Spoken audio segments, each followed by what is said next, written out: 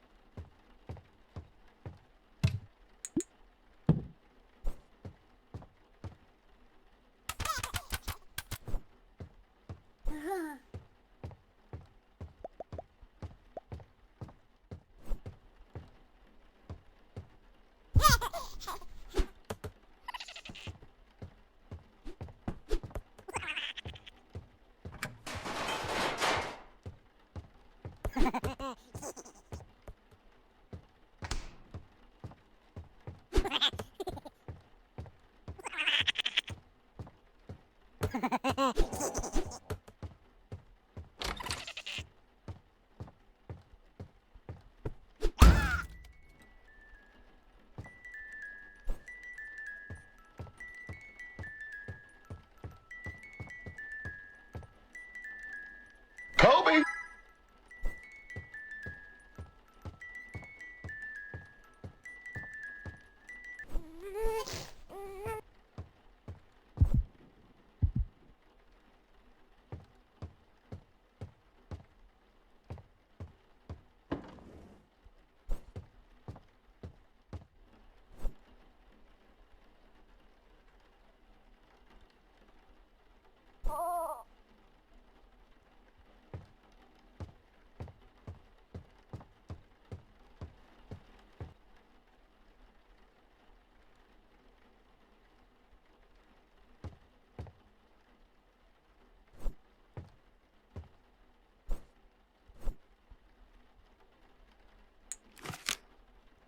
When the rabbit came to visit, the prince said time to play. But his big red eyes, they scared her, and she didn't want to stay. Quickly quickly towards the exit. The tiny rabbit hopped. The prince ran right behind her and screamed she must be stopped.